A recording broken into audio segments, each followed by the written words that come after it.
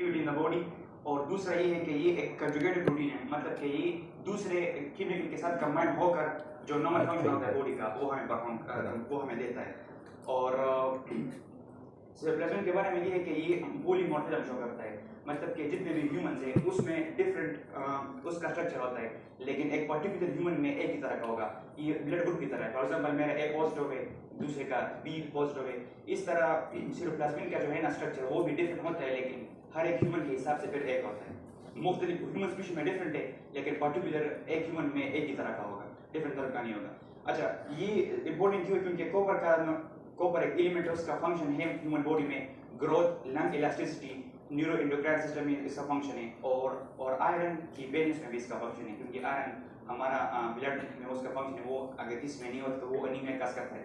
तो इसीलिए ceruloplasmin is important because of the copper. और नॉर्मली 6 to 8 एटम जो होते हैं कॉपर के, वो कंबाइन होते हैं सेरोप्लाज्म का जो प्रोटीन पार्ट है, और वो सेरोप्लाज्म एज अ होल बनाता है। और ये नॉर्मली ट्रांसपोर्ट प्रोटीन है।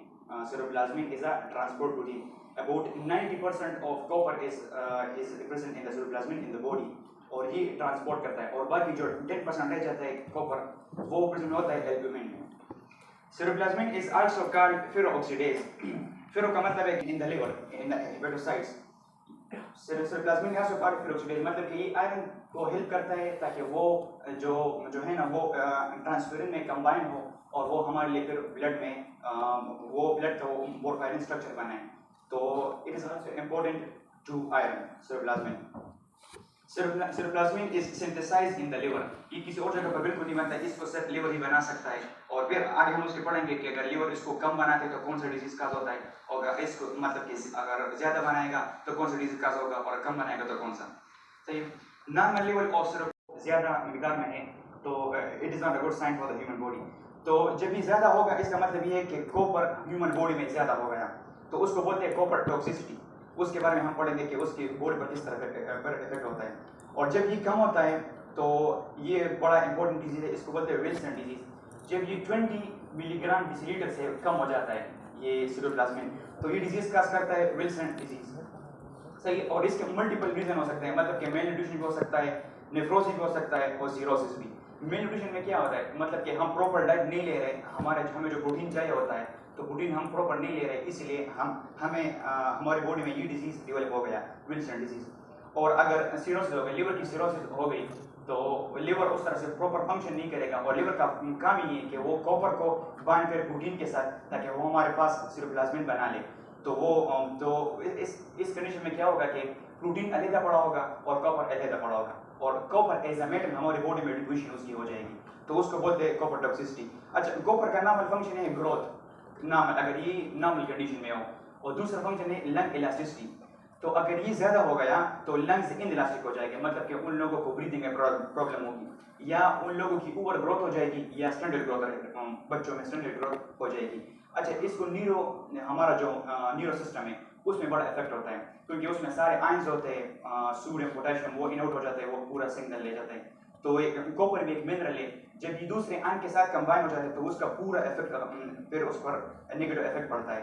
तो इसका अगर ये कॉपर टॉक्सिसिटी ज्यादा हो जाए तो इसकी ह्यूमन जो स्किन है, न्यूरो सिस्टम है, ग्रोथ और लंग इलास्टिसिटी हर जगह पर नेगेटिव इफेक्ट पड़ता है। अच्छा, सेरोप्लाज्मिन जो कंबाइन हो जाता है विटामिन सी के साथ, और ये हमारे पास बनाते हैं कोलेजन। कोलेजन सबको पता है कि हमारा जो स्किन होता है, हेयर होता है, नेल होता है, इन सब के लिए इंपॉर्टेंट होता है।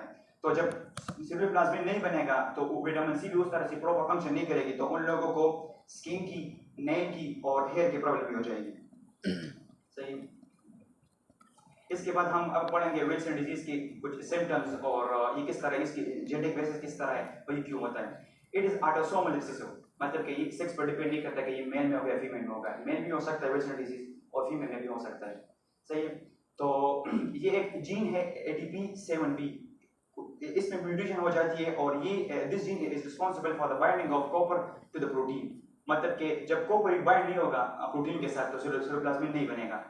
तो ये इस जीन में म्यूटेशन हो जाती है, और ये हमारे पास सेरोप्लाज्मिन नहीं बनाता। अच्छा, इसकी अकरेंस ये है कि 50,000 में एक बंदे को ये हो सकता है विल्सन डिजीज बाय चांस। सही है, उसकी जीन में वो खराबी पैदा हो सकती है और उसको विल्सन डिजीज पैदा हो सकती है।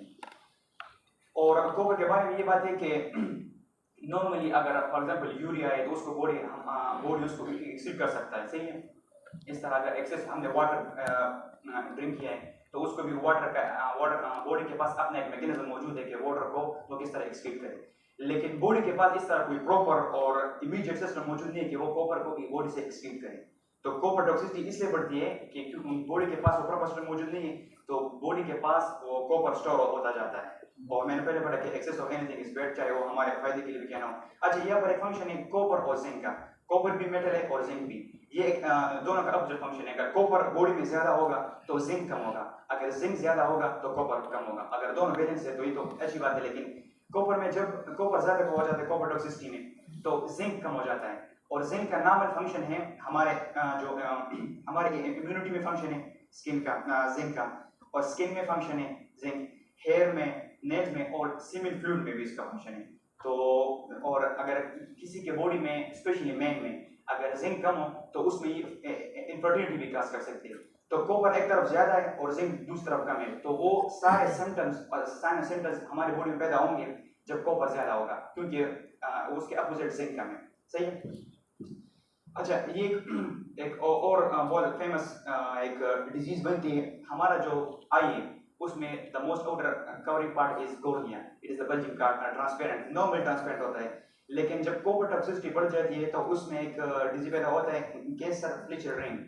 हमारा जो कॉर्निया जब ये स्क्लेरा के साथ यहाँ पर कंबाइन होता है तो यहाँ पर एक गोल्डन सा रिंग बन जाता है, and this is the most prominent sign of copper toxicity, सही है। तो अगर आपने किसी के आंख में वो वाला रिंग देखा तो आप बिल्कुल विदाउट एनी टेस्ट, इसका टेस्ट भी होता है, अगर 20 से लेकर 50 तक के दरमियान में सीरोप्लाज्म आ गया, it is part of Wilson disease case ring, ज्यादा टॉक्सिसिटी नहीं है।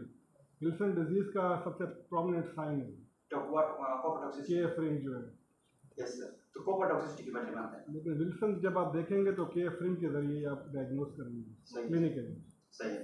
और जब कॉपर ज्यादा होगा तो हमने भी पढ़ा कि इसका दूसरे मिनरल्स पे भी फंक्शन होता है। तो iron is not utilise properly, मतलब कि इसके बाद एक टॉपिक आता है, खैर वो तो मेरा नहीं है फेरेटिन, लेकिन फेरेटिन क्या करता है कि वो आयरन प्रोवाइड करता है ब्लड के लिए ताकि वो पोर्फाइन स्ट्रक्चर बनाए, ताकि एक प्रॉपर स्ट्रक्चर बने।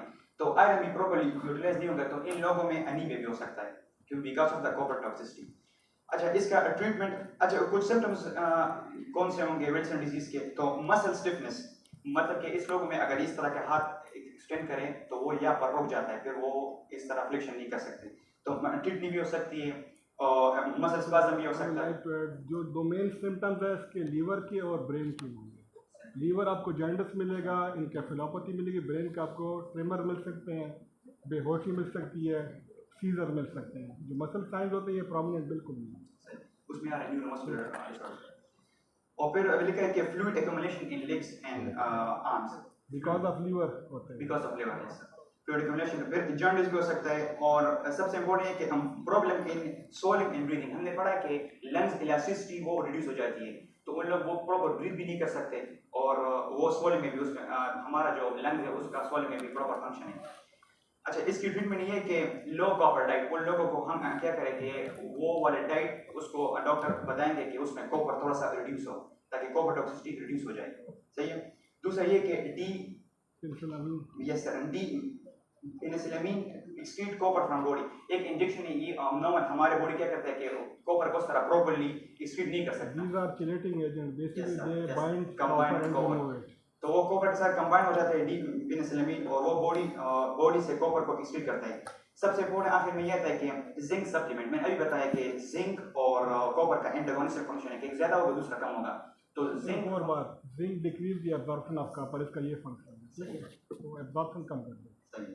तो जिंक सप्लीमेंट उन लोगों को हम देंगे तो एज अ होल उसका जिंक एब्जॉर्प्शन ज्यादा हो जाएगा और उसका कॉपर रिड्यूस कम हो जाएगा, तो इस तरह भी बॉडी से फिर ये कॉपर को हम एक्सक्रीट कर सकते हैं। वाह।